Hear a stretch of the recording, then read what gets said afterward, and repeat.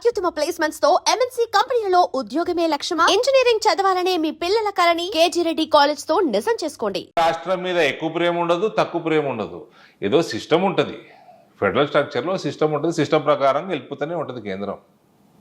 ఎక్కువ తక్కువ ఇక్కడ ఎక్కువ తక్కువ అంటే ఇప్పుడు 6,000 7,000 కోట్లు పెట్టి ఫర్టిలైజర్ ఫ్యాక్టరీ ఓపెన్ చేసిరు. ఇక్కడ మీకు రీఆర్గనైజేషన్ బిల్లు, మీకు కోచ్ ఫ్యాక్టరీ కావాలన్నారు, వ్యాగన్ ఫ్యాక్టరీ పెట్టినరు.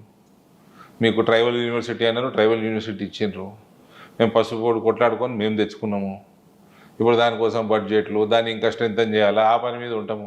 సో ఇటువంటివి కేంద్రం నుంచి పని చేయించుకోవాలి, చేయగలిగినవి వాళ్ళు సహకారం చేస్తారు. ఎంతసేపు ఏడ్చుకుంటూ వాళ్ళ మీద ఏదో బురద చల్లాలంటే అది బురద చల్లే కార్యక్రమం అవుతుంది తప్ప ప్రజలు పెద్ద దాన్ని పట్టించుకోరు. ఇంకోటి, మీకు ఆవాస్ యోజనకు డబ్బులు ఇస్తారు. ఈ కేసీఆర్ అనేవాడు అసలు దాన్ని వాడింది లేదు, పెట్టింది లేదు, కట్టింది లేదు. అక్కడి నుంచి 2 లక్షలు వస్తే ఈయన 3 లక్షల పైన 5,07,000 ఎంతనో ఎస్టిమేట్ వేసుకుంటే ఒక డబుల్ బెడ్రూమ్ ఇంటికి. ఈయన దగ్గర డబ్బులు లేవు. డబుల్ బెడ్రూమ్ ఇళ్ళకి పెడితే కమిషన్లు రావు కదండి. మొత్తం 33 జిల్లాలో స్ప్రెడ్ అయ్యి ఉంటుంది, 119 నియోజకవర్గాల్లో స్ప్రెడ్ అయ్యి ఉంటుంది. కాంట్రాక్టర్లు వేరే ఉంటుంది. ఈ డిఫికల్ట్ అవుతుంది కమిషన్లు తీసుకోవటం. కాళేశ్వరం అంటారా, 1, 2, 3 కంపెనీలకు మాట్లాడేసుకొని తీసేసుకోవచ్చు. సో బడ్జెట్ దీనికి అలొకేట్ చేయటము, దానికి అలొకేట్ చేయకపోవటం, ఇట్లా ప్రజలకి పనికొచ్చేది ఆరోగ్యశ్రీ కానీ, ఆయుష్మాన్ భారత్ కానీ, ఈ డబుల్ బెడ్రూమ్ ఇల్లు కానీ, ఇట్లా వెల్ఫేర్ ప్రోగ్రామ్స్కి డబ్బులు కేటాయించలేదు. ఎందుకంటే కమిషన్లు రావడం కష్టం. సో ఎక్కువ ప్రేమ తక్కువ ప్రేమ కాదు, చిన్న చూపు అనేది ఉంది అనే తెలంగాణ మీద ముందు నుంచి ఒకటే చూపు ఉంటుందండి అన్ని రాష్ట్రాల్లో. ఇవాళ మా ప్రభుత్వం నేను వెనకేసుకుంటలేను. ఏ ప్రభుత్వం ఉన్నా అది ఒక సిస్టమ్ ప్రకారమే నడుస్తుంది. ఇక్కడికి వచ్చే డబ్బు ఆపితే రచ్చ అవుతుంది. కోర్టుకు పోయి తెచ్చుకోవాలి. నువ్వు కోర్టుకు పోతలేవంటే ఏందన్నట్టు నువ్వు రాజకీయం చేస్తున్నట్టు. సో అన్ని అంశాల్లో ఇదే రాజకీయం అవుతుంది, అంతే ఉంటుందండి. ఏమో అట్లా కేంద్రం నుంచి వస్తలేవు అంటే అవన్నీ వేస్ట్ ముచ్చట్లు. సో ఇప్పుడు కాళేశ్వరం ప్రాజెక్టుకు సంబంధించి సిబిఐ ఎంక్వైరీకి ఆదేశం అనేది ఇచ్చారు. అది అవుతుంది అనుకుంటున్నారా? ఏం జరుగుతుంది? సిబిఐ డెఫినెట్గా అవుతుంది, ఎందుకు కాదు? అంటే వాళ్ళ టైంలో అవుతుంది. ఇప్పుడు మీడియా ఛానళ్ళు, కాంగ్రెస్ పార్టీ, టీఆర్ఎస్ పార్టీ అనుకున్న టైంలో సిబిఐ టైం ప్రకారం సిబిఐ చేసుకుంటుంది. కాకపోతే సిబిఐకి సంబంధించి కేంద్రమే ఒక జేబు సంస్థలు అనేది గతంలో వినిపించింది, కానీ ఇప్పుడు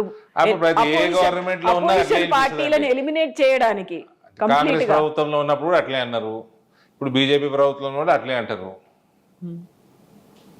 అప్పుడు జగన్ వేస్తే అప్పుడు కాంగ్రెస్ వాళ్ళని తిట్టిండ్రు. ఇవన్నీ నడుస్తూ ఉంటాయి.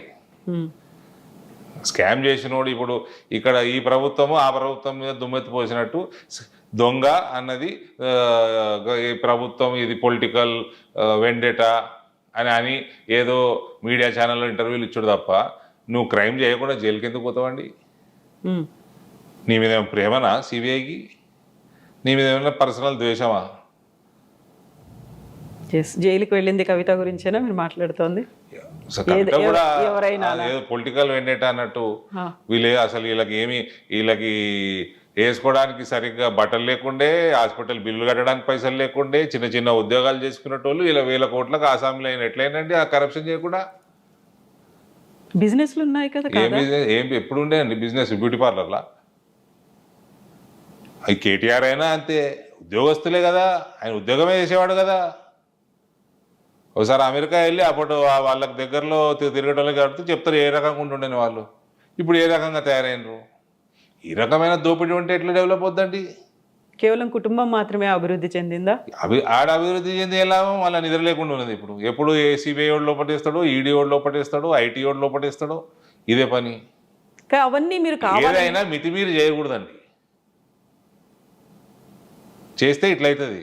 ఆ కేసీఆర్ నాశనం చేసిండ్రు పిల్లలు. ఆ కేసీఆర్ అనేటోడు ఒక ఉద్యమం టైంలో కొట్లాడి ఆంధ్ర నాయకులతో కొట్లాడడము అంత సులభం కాదు. కొట్లాడి తీసుకొచ్చాడు.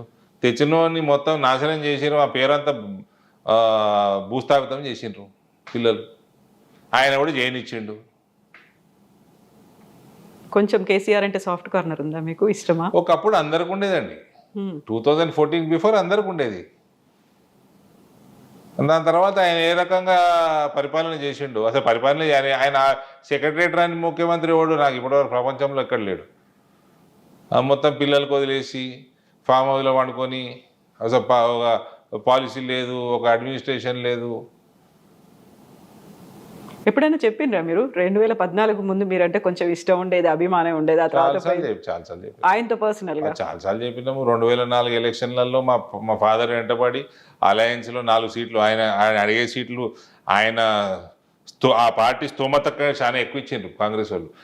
ఇచ్చేయండి తెలంగాణ వాదం బతుకుతుందని ఇప్పించిన వాళ్ళని ప్రెషర్ పెట్టిన దాంట్లో ఆనాటి పిసిసి ప్రెసిడెంట్ నేను ఒకటి. ఆ తర్వాత అది మెల్లిగా డైల్యూట్ అయిందా? వచ్చింది కదా తెలంగాణ. అప్పుడు 2004లో వాళ్ళకి ఇచ్చినందుకు 42 సీట్లు ఇస్తే 26 గెలిచిండ్రు. కాంగ్రెస్ 189 సీట్లు గెలిచింది. సిపిఎం కూడా అలయన్స్లో ఉండే, వాళ్ళు కూడా సీట్లు గెలిచిండ్రు. సో అభిమానం మెల్లిగా డైవర్ట్ అయిందా మీది? అభిమానం అని కాదు, తెలంగాణ వాదం మీద మాకున్న ఇంట్రెస్ట్. రాయలసీమ ఆంధ్ర నాయకులందరూ వ్యతిరేకంగా ఉన్నా కూడా ఆ రోజు ఆయన సోనియా గాంధీని ఒప్పించుకున్నాడు, అలయన్స్ చేయించుకున్నాడు. బట్ ఇప్పుడు కవిత అరెస్ట్ అయ్యి జైల్లో ఉన్నప్పుడే బీజేపీలో బీఆర్ఎస్ని కల్పించాలి అనేటువంటి ఒక ప్రతిపాదన అది అసంభవం అండి. అది ఊరికే ఇది మీడియా ప్రతి ఏ ఇంటర్వ్యూ ఇచ్చినా ఈ క్వశ్చన్ వస్తుంది. బీజేపీలో బీఆర్ఎస్ విలీనం క్వశ్చన్ లేదు, బీజేపీలో బీజేపీ బీఆర్ఎస్ తోటి అలయన్స్ క్వశ్చన్ లేదు.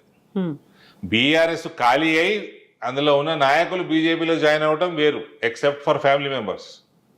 ఓకే, ఫ్యామిలీ మెంబర్స్ కాకుండా అది వేరు. ఒఫీషియల్గా బీఆర్ఎస్ బీజేపీలో జాయిన్ అవ్వడం ఇది అసంభవం. ఇది ఏ ఛానల్లోనైనా అందరూ మర్చిపోవచ్చు. ఈ క్వశ్చన్ అడగడం బంద్ చేయండి, అది కాదు, అది అసంభవం. అది అవసరము లేదు, అది కాదు, అది బీజేపీ కానియదు కూడా.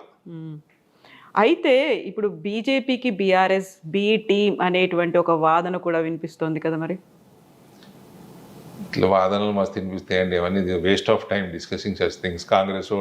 కాంగ్రెస్ బీజేపీ అని ఒకటి కూడా అంటాడు వీళ్ళు, ఇటు టీఆర్ఎస్ వాళ్ళు. అది ఉంటుందా? ఈ కాంగ్రెస్ బీజేపీ ఒకటైనా ఇంకా రాజకీయం ఎందుకు బంద్ చేసుకోవచ్చు ఈ దేశంలో? ఒక్కటైంది అనడానికి కారణం ఏంటంటే ఇక్కడ సిబిఐని పిలవడం, అక్కడేమో సెంట్రల్లో రాహుల్ గాంధీ అది కాదంటుంటే ఇక్కడేమో పిలిచారు కాబట్టి మీరు ఒకటి అయ్యారు అనేది. సిబిఐని పర్మిషన్ ఆపింది కేసీఆర్ కదా. రేవంత్ కూడా 2 years వరకు ఎందుకు ఇవ్వలేదు? 2 సంవత్సరాలు ఎందుకు వేస్ట్ చేసిండు? దాన్ని ఎన్నుకున్న మతలబేంది? గతంలో మీరు ఇంత పెద్ద స్కాములు సిబిఐకి ఇవ్వడం పెద్ద న్యూస్ ఏం కాదు, అది ఎప్పుడో ఇవ్వాల్సింది. ఇంకా ఈయన 2 years ఎందుకు వేస్ట్ చేసిండు? కానీ ఏం స్కామ్ జరగలేదనే వాదన కదా బీఆర్ఎస్ది. ఇప్పుడు ఆ రిపోర్ట్ చదివితే తెలుస్తలేదా మేడం? వన్ సైడెడ్గానే ఉంది అనేది. ఒక లొకేషన్లో కట్టాల్సింది ఇంకో లొకేషన్లో కట్టిండ్రు. ఫౌండేషన్ డిజైన్స్ మార్చేసిండ్రు. ప్రీవియస్ డిజైన్స్ బట్టి మీరు టెండర్ పిలిచిండ్రు. టెండర్లు ఏ డిజైన్కి ఇచ్చిండ్రు, మీరు ఏ డిజైన్ కట్టనిస్తున్నారు. మరి టెండర్ ఓడిపోయినోడు L1 కాదు L2 వచ్చినోడు ఏంది మరి పరిస్థితి? లొకేషన్ మారితే ఖర్చు మారదా? డిజైన్ మారదా? ఫౌండేషన్ డిజైన్స్ మార్చేసారు మీరు. అది కట్టడం ఏంది, అది కూలిపోవడం ఏంది, పర్రలు వేయడం ఏంది? ఫస్ట్ ట్రయల్ రన్కే క్రాక్స్ వస్తాయా? ఈ దేశంలో ప్రాజెక్టులు లేవా? ఎన్నునే ప్రాజెక్టులు ఈ దేశంలో పాతవి? ఇట్లనే కట్టినరా?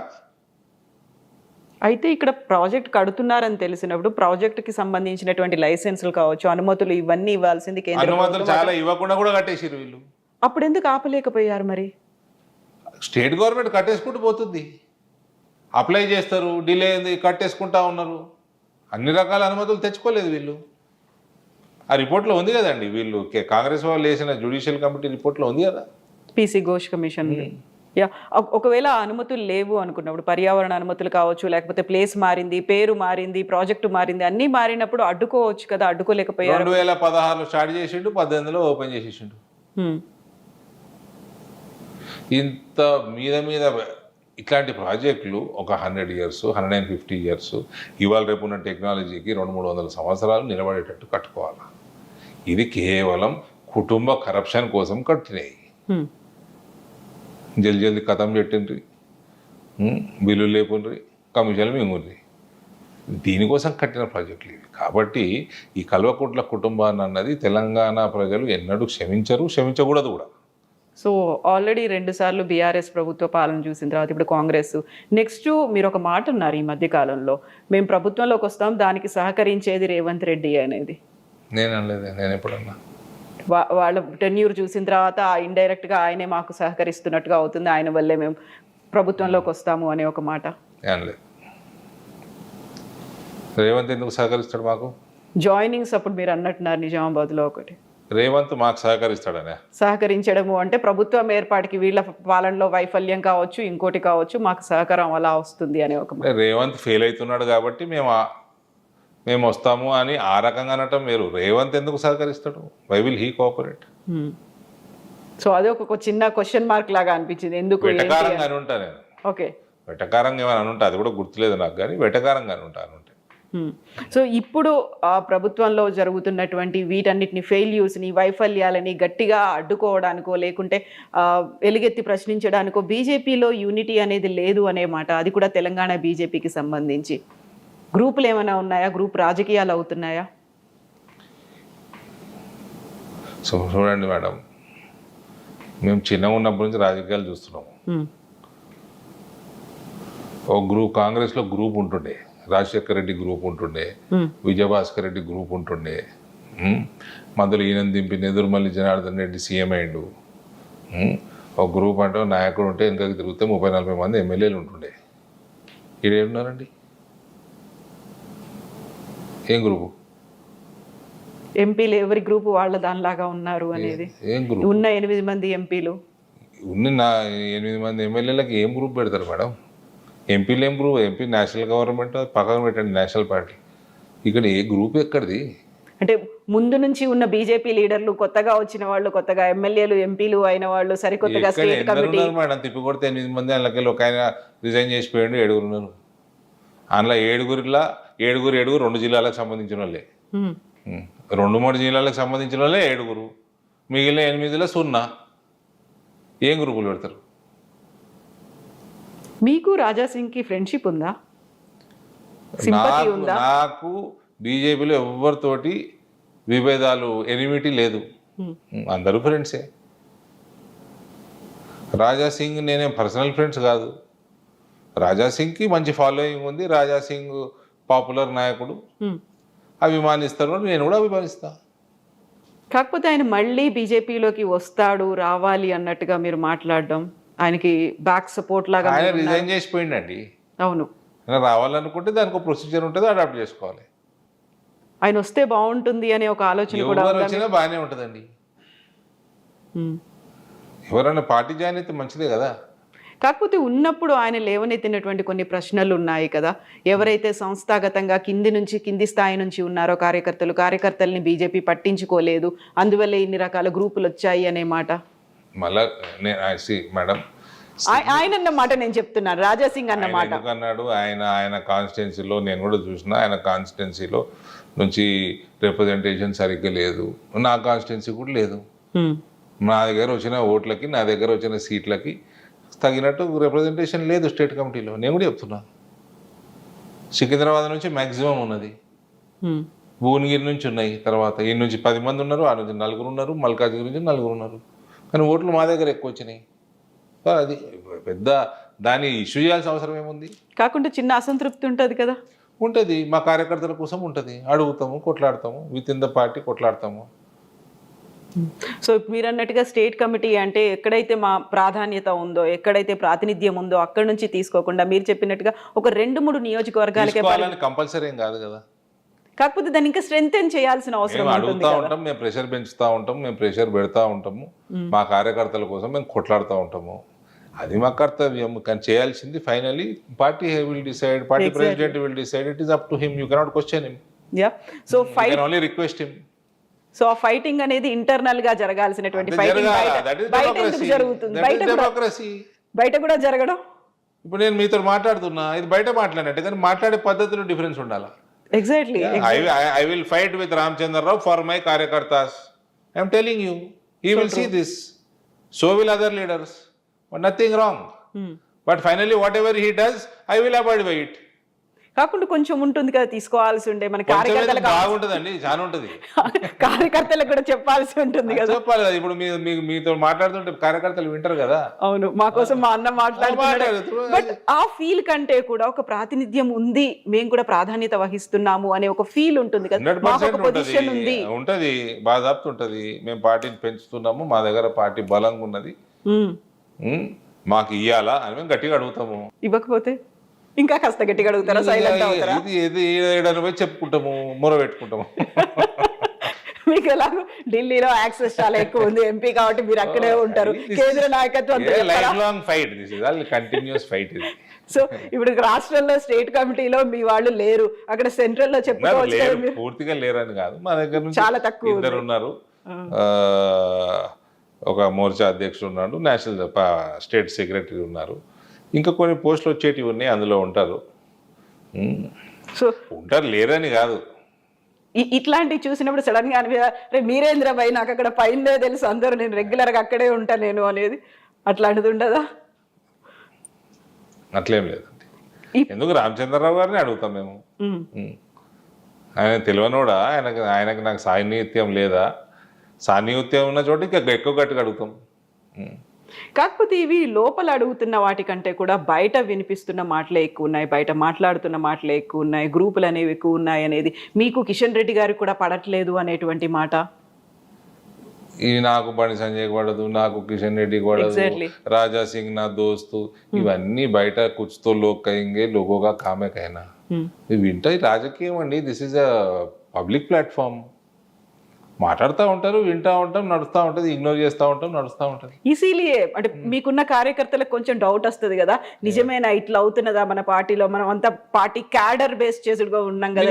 గ్రూపులు అంటున్నాను నేను, అసలు ఇది గ్రూపే, అసలు గ్రూప్ ఉంటుంది ఏముందని ఇడా నేను అదే చెప్తున్నా కదా. మేము చూసిన గ్రూపులు 40 మంది ఎమ్మెల్యేలు, తిరిగి చూస్తే నాయకుడు 40 మంది ఎమ్మెల్యేలు ఉంటుండే. ఇక్కడ ఎవరున్నారండి? ఏం గ్రూపు? ఎవరిది వాళ్ళకే అనే ఒక గ్రూప్. నేను నా కార్యకర్తలు గ్రూపా? నో, మీ కార్యకర్తలు ఉన్నారు కదా, మీ క్యాడర్ అనేది ఉంది కదా అక్కడ. Cadre is parties cadre. నేను ఒకసారి ఇట్లనే ఒక ఇంటర్వ్యూలో చెప్పిన, కార్యకర్త అనేవాడు బీజేపీ తోటే ఉంటాడు. అవును, కార్యకర్త బీజేపీ కార్యకర్త కాషాయం కింద పనిచేస్తాడు, భరతమాతకి సేవ చేస్తాడు, కమలం పువ్వుకి ఓటేస్తాడు, ఓటేపిస్తాడు. వేరే పార్టీలలో ఫాలోవర్లు ఉంటారు, నాయకుడు పోతే వీళ్ళు వెళ్ళిపోతారు, భారతీయ జనతా పార్టీలో పోరు. అది కాకపోతే రాజాసింగ్ అన్నమాట, ఆయన అధ్యక్షుడు కావాలనుకున్నప్పుడు, ఆయన అప్లై చేసుకోవడానికి వెళ్ళినప్పుడు కూడా ఆయనకి ఎవరు మద్దతు ఇవ్వడానికి కూడా రానివ్వకుండా చేశారు అనే మాటతో 8 మంది ఎమ్మెల్యేలు 8 మంది ఎంపీలు వచ్చిందల్లా కూడా కార్యకర్తల వల్లే, మీరు చేస్తున్నటువంటి నిర్ణయాలు కార్యకర్తల మనోభావాలకి వ్యతిరేకంగా ఉన్నాయి అనేటువంటి ఒక మాట అన్నారు. That is his personal experience. How can I comment on this? What do you feel అనేది? ఐ డోంట్ నో, నేను లేను అప్పుడు. ఆ రోజు నేను కూడా ఆయన రాకంటే ముందు వచ్చేసినట్టున్నా, వెళ్ళొచ్చాను, ఆయన వచ్చిపోయినాక వెళ్ళొచ్చాను, నాకు గుర్తులేదు నాకు. But that is his experience. But మీరు ఆ రోజు ఎందుకు వెళ్ళలేదు? ఆయన ప్రమాణ స్వీకారం చేస్తున్నారు పోయినా కదా, నేను పోయినా, నేను మీడియాకు మాట్లాడినా, వచ్చిన కాసేపు ఉన్నా, వచ్చిన. మీరు అటెండ్ అవ్వలేదు, మీలో కూడా ఒక అసహనం అనేది ఉంది, మీరు కూడా అధ్యక్షుడు కావాలనుకున్నారు అనే మాట. అట్లేం లేదండి. ఎందుకు రామచంద్రరావుకి అన్నిటికంటే పెద్ద ప్రోగ్రామ్ ఇవాళ నిజామాబాద్లో అయింది, నేను చేసిన అసహనం ఏముందండి.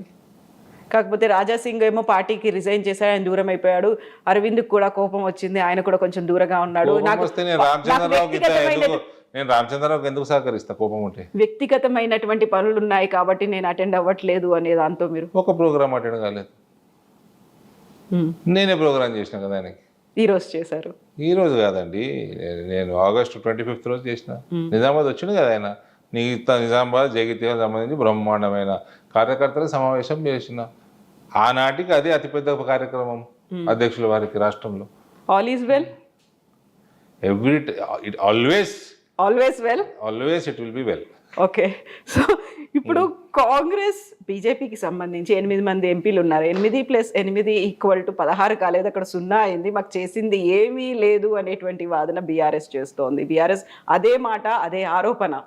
అయ్యో, బీఆర్ఎస్ కూడా ఏమంటాడు కానీ, మా వాళ్ళు 8 ఎమ్మెల్యేలు 8 ఎంపీలు 8 and 8 is 88 అన్నారు మా వాళ్ళు. మీ వాళ్ళు అన్నారు? అవును. అది ఎప్పుడు అవుతుంది మరి 88? నేను కూడా వెయిట్ చేస్తున్నా. ఎంతకాలం పడుతుంది? I'm also waiting. ఎప్పటికి? I'm very keen, more keen than anyone.